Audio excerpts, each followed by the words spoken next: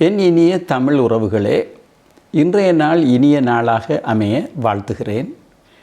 இன்றைய பதிவு முகப்பரு சிகிச்சைகள் பல மாதங்களாக தொடர்ச்சியாக செய்து அல்லது சிலர் வருடக்கணக்காகவும் செய்து மீண்டும் மீண்டும் இந்த முகப்பரு பிரச்சனை அவர்களுக்கு வந்து கொண்டே இருக்கிறது. ஏன் இவ்வாறு ஏற்படுகிறது, இவற்றை தவிர்க்க தொடர்ச்சியாக என்ன செய்ய வேண்டும் என இந்த வீடியோவில் பல முக்கியமான மருத்துவ ஆலோசனைகள் தர உள்ளோம்.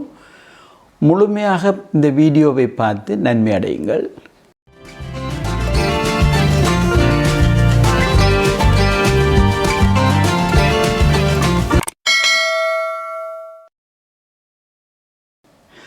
முகப்பரு என்பது பொதுவான ஒரு பிரச்சனை டீனேஜை உடைய ஆண் பெண்களில் காணப்படும்.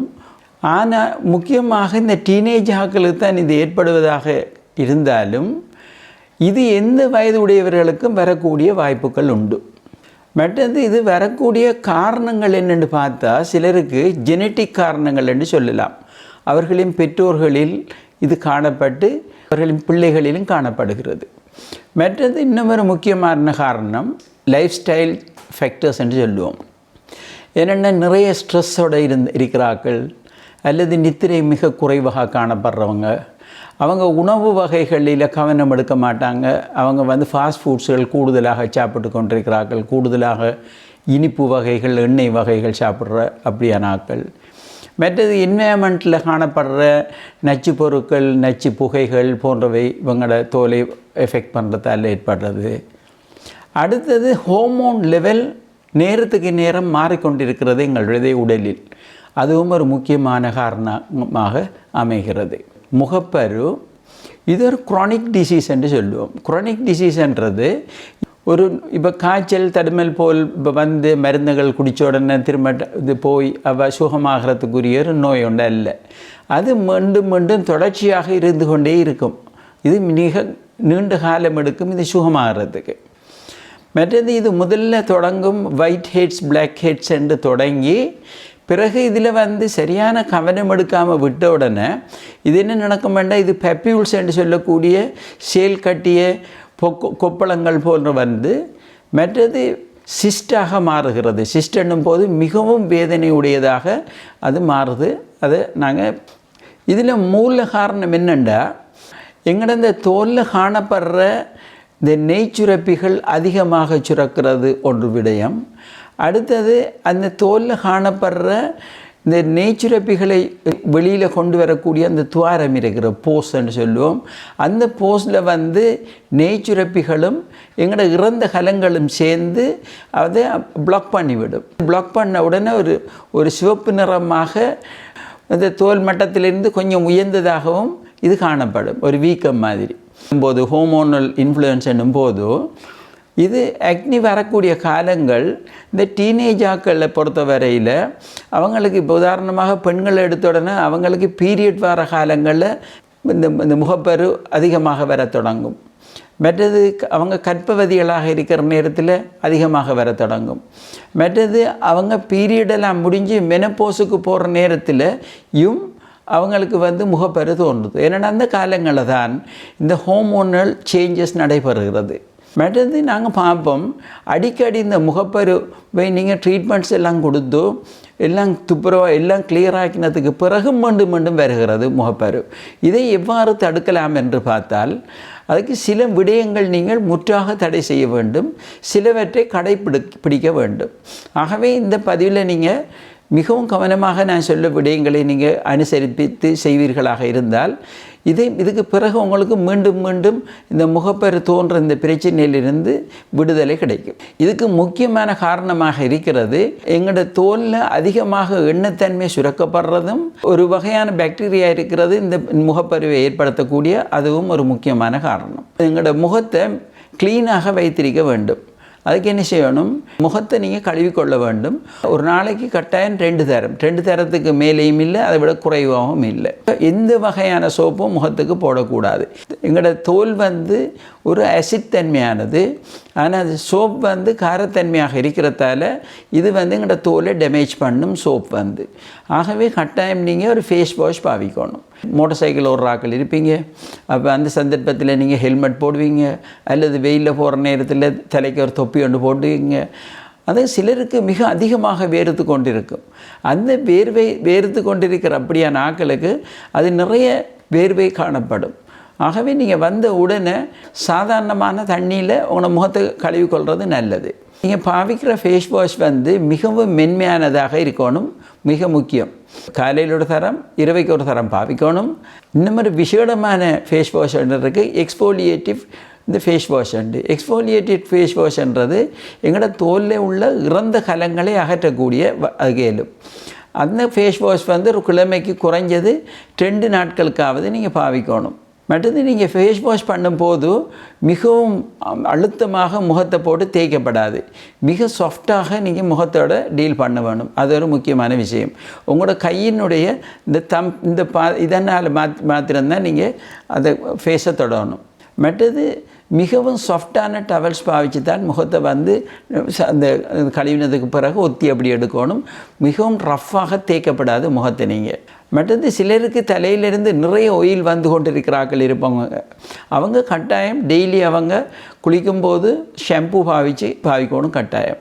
இல்லாட்டி அந்த தலையில் இருக்கிற ஆயில் தன்மையெல்லாம் முகத்துக்கு வர்றதுக்கு வாய்ப்பு ஏற்படுது. நாங்கள் ரெக்கமெண்ட் பண்ணுறோம், இந்த அக்னி இருக்கிற ஆட்கள் நீங்கள் பாவிக்கிற அந்த ஃபேஸ் வாஷில் வந்து கட்டாயம் 4 வகையான பொருட்கள் இருக்குது. பென்சாயில் பெராக்சைடு, மற்றது சாலிசிலிக் ஆசிட் அல்லது அடெப்பலினின், அடுத்தது ரெட்டினால்னு இருக்குது. இதில் ஏதாவது சேர்க்கப்பட்ட இன்க்ரீடியன்ட்ஸ் இருக்கக்கூடிய ஃபேஸ் வாஷ் வாங்குறது மிக நல்லது. அந்த பென்சாயில் பெராக்சைடு இருக்கிற ஃபேஸ் வாஷை மிக உகந்தது நீங்கள் காலையில் பாவிக்கிறதுக்கு தான் அது நல்ல. அடெப்பலினும் அல்லது ரெட்டினால் கலக்கப்பட்ட ஃபேஸ் வாஷ் நீங்கள் பாவிச்சா அதை நைட்டுக்கு நீங்கள் பாவிங்க. நீங்கள் வெளியில் போகிற நேரத்தில் கட்டாயம் நீங்கள் சன்ஸ்க்ரீன் ஒன்று பாவிக்கிறது மிக மிக முக்கியம். ஒரு 30க்கு மேற்பட்ட SPF வேல்யூடைய சன்ஸ்க்ரீனை தெரிவு செய்கிறது நல்ல. இந்த சன்ஸ்க்ரீன் சம்பந்தமாக ஒரு பதிவு நாங்கள் எங்களோட சேனலூடாக நாங்கள் ஒரு பதிவு வந்துட்டு இருக்கோம். இந்த சன்ஸ்க்ரீன் சம்பந்தப்பட்ட அந்த பதிவின் லிங்க் வந்து டிஸ்கிரிப்ஷனில் தரப்பட்டிருக்கு. அதையும் ஒரு தர நீங்கள் பார்த்து கொண்டீங்கன்னா உங்களுக்கு உதவியாக இருக்கும். சன்ஸ்க்ரீன் பாவிக்கும் போது அதில் தெரிய வேண்டியது முக்கியமாக அது ஆயில் ஃப்ரீயான சன்ஸ்க்ரீனாக இருக்கணும். அடுத்தது ஒரு ப்ரோட் ஸ்பெக்ட்ரம் சன்ஸ்க்ரீன் தெரிவு செய்கிறது மிக மிக முக்கியம். அது தினசரி நீங்கள் பாவிக்கணும். அதை எப்படி பாவிக்கிறன்ற முழு விவரங்களும் எங்களோட முந்தின அந்த வீடியோவில் தரப்பட்டுள்ளது. நீங்கள் பாவிக்கிற ஃபேஸ் வாஷில் இருக்கிற ரெட்டினால், மற்றது பென்சாயில் பெராக்சைடு, சாலிசிலிக் ஆசிட் போன்ற பொருட்கள் இருந்தால் இந்த தோலை வந்து சென்சிட்டைஸ்ட் ஆக்கும் இந்த சூரிய ஒளியில். ஆகவே அதால் ஸ்கின் டேமேஜ் வர பார்க்கும். ஆகவே கட்டாயம் நீங்கள் சன்ஸ்க்ரீன் ஒன்று பாவித்தது முக்கியமானது. பிம்பிள்ஸால் ஏற்படக்கூடிய ரெட்னஸ், மற்றது டார்க் ஸ்பாட் எல்லாம் இதில் குறைக்கப்படும் சன்ஸ்க்ரீன் பாவிக்கிறதால. அடுத்து நீங்கள் பாவிக்க வேண்டியது கட்டாயம் மாய்ஸ்சரைசர். இந்த மாய்ஸ்சரைசர் என்னென்னா உங்களுக்கு இந்த பிம்பிள்ஸ் இருக்கும்போது, முகப்பரு இருக்கும்போது உங்களுடைய தோல் மிகவும் வறட்சியானதாக காணப்படும். ஆகவே இதை கட்டாயம் ஹைட்ரேட் பண்ணி வைப்பது மிக மிக முக்கியமானது. ஆகவே நீங்கள் தெரிவு செய்யும் போது மாய்ஸ்சரைசர்ஸ் வந்து ஆயில் ஃப்ரீயானதாக இருக்கணும். இந்த நான் கொமிடோஜீனிக் என்று இருக்குதான்னு பார்த்து வாங்குங்க. மற்றது உங்களோட முகத்தை கூடுதலாக எக்ஸ்போலியேட் பண்ணப்படாது. முகத்தில் உள்ள இறந்த கலங்களை நான் இங்கே எடுக்க வேணும் என்று சொன்னேன். ஆகவே மிக கூடுதலாக தேய்ச்சி எடுக்கப்படாது. ஏன்னு சொன்னால் அதுக்கு அவ்வாறு செய்தாலும் அதில் முகத்தில் இருக்கிற எண்ணத்தன்மை சகலதும் போயிடும். நேச்சுரல் ஆயில்ஸ் மற்றது இரிட்டேஷன்ஸ் அதில் நடைபெறத்தால் அந்த தோலுக்கு நல்லதில்லை. நான் சொன்னேன் பிம்பிள்ஸ் ஒரு க்ரானிக் டிசீஸ் உண்டு. ஆகவே நீங்கள் திடீரென இந்த ட்ரீட்மெண்ட்ஸ் இந்த இதுகள் எடுத்துக்கொண்டிருக்கும் போது திடீரென உங்களுக்கு ஒரு நல்ல ரிசல்ட்ஸ் ஒன்று வருமென்று நீங்கள் எதிர்பார்க்கப்படாது. கிட்டத்தட்ட ஒரு ரிசல்ட்ஸ் ஒன்று உங்களுக்கு கிடைக்கிறதுக்கு குறைஞ்சது தொடர்ச்சியாக இதை பாவிச்சு கொண்டிருக்கும் போது ஒரு 3 மாதமாவது தேவை ஒரு ரிசல்ட்ஸ் ஒன்று நீங்கள் அறிகிறதுக்கு. ஒரு சேஞ்ச் ஒன்று உங்களுக்கு விளங்கும் குறைந்தது ஒரு 3 மாதத்துக்கு பிறகு தான். ஆகவே நீங்கள் உங்களுக்கு பொறுமை மிக மிக அவசியம். முகப்பரு அடிக்கடி வந்து கொண்டு இப்படி பிரச்சனை இருக்கிற ஆக்கள் அவங்க வந்து ஹெவி மேக்கப்ஸ் அதில் போடப்படாது. அடுத்தது ஆயில் பேஸ்டான மேக்கப்ஸ் எல்லாம் போடப்படாது. போட்ட உடனே அந்த போஸ் எல்லாம் பிளாக் ஆகும். பிளாக் ஆன உடனே உங்களுக்கு திரும்ப உங்களுக்கு முகப்பரு வாரத்துக்குரிய வாய்ப்புகள் அதிகரிக்கும். மற்றது சிலர் என்ன செய்வாங்க, ஒரே இந்த முகத்தில் ஒரு சின்ன ஒரு பருவொன்று ஏற்பட்டாலும் அதை நசித்து அதிலேயே கை வச்சு கொண்டிருப்பாங்க. ஆனால் நீங்கள் அடிக்கடி முகத்தில் கை வைக்கிறதே கூடாது. ஏன்னு சொன்னால் நீங்கள் எங்கேயாலும் இருக்கிற அதில் தொட்டிருப்பீங்க, அதிலே பாக்டீரியாஸ் இருந்தால் அந்த பாக்டீரியாவை முகத்துக்கு கொண்டு விடுவீங்க. அது ஒரு பிரச்சனை. அடுத்தது அடிக்கடி நீங்கள் இப்படி அதை நசிக்கிறதால அந்த பருக்கள் பெரிதாகும். பெரிதாக என்ன செய்யமாட்டா பெரிய மாக்கோடு உங்களோட முகத்தில் பெரிய அசிங்கமாக காட்டப்படும். அதிலிருந்து ஸ்காரிங் வந்து அதில் பெரிய பிரச்சனைக்குரியதாக வரும். இதில் நான் சொன்ன இந்த விடயங்களை நீங்கள் இதுகளை கவனமாக நீங்கள் கடைப்பிடித்து வருவீங்களாக இருந்தால் உங்களுக்கு அடிக்கடி இந்த முகப்பரு வார பிரச்சனையிலிருந்து நீங்கள் விடுபடலாம். என்னென்னு சொன்ன சிலர் வந்து எங்களோட கிளினிக்குகளுக்கு வருவாங்க, 4-5 வருஷமாக முகப்பருவாலே பல டாக்டர்ஸ்கள்கிட்டையும் போய் ட்ரீட்மெண்ட் எடுத்து கடைசி எங்கள்கிட்ட வந்து நாங்கள் பூர்ணமாக சுகமாக்கினதுக்கு பிறகு அவங்களுக்கு சொல்கிற விடயங்கள் தான் இவைகள். இதுக்கு பிறகு அவங்களுக்கு இது மீண்டும் ஏற்படாமல் இருப்பதற்கு இதெல்லாம் கடைப்பிடிப்பு வாரத்தால் அவங்களுக்கு திரும்ப அந்த முகப்பருக்கள் ஏற்படுவதில்லை. மற்றது சிலர் என்ன செய்வாங்கன்னு சொன்னால் இந்த ஃபார்மசிக்கு போய் அதில் இருக்கிற தேவையான பொருட்களை எல்லாம் வாங்கி வந்து முகத்துக்கு போட்டுக்கொள்வாங்க. இது நல்லம், இது அந்த பிம்பிள்ஸுக்கு நல்லமென்று ஒவ்வொரு அட்வர்டைஸ்மெண்ட்களை பார்த்து அது நீங்கள் தயவுசெய்து செய்ய வேண்டாம். ஏனெண்டா அதில் இருக்கிற ப்ராடக்ட் நீங்கள் வந்து ஒரு மெடிக்கல் அட்வைஸ் இல்லாமல் எந்த ப்ராடக்ட்ஸ்களையும் பாவிக்கொண்டாமல் உங்களுக்கு சரியானதை தெரிவு செஞ்சு உரிய மெடிக்கல் அட்வைஸோடு நீங்கள் பாவிச்சிங்களேன்னா இந்த பிரச்சனையிலிருந்து நீங்கள் விடுபடலாம். அடிக்கடி முகப்பரு வந்து பிரச்சனைப்படுறவங்களுக்காகவே நாங்கள் கெமிக்கல் பீல் செய்கிறோம், அல்லது லேசர் ட்ரீட்மெண்ட்ஸில் நாங்கள் செய்கிறோம், அல்லது மைக்ரோ நீடில் செய்கிறோம். பெரிய ஸ்காஸுகள் இருந்தால் அக்னி ஸ்காஸ்ன்னு சொல்லும், அந்த முகத்தில் பெரிய தழும்புகள் எல்லாம் இருக்குமெண்டா அதுகள் செய்து.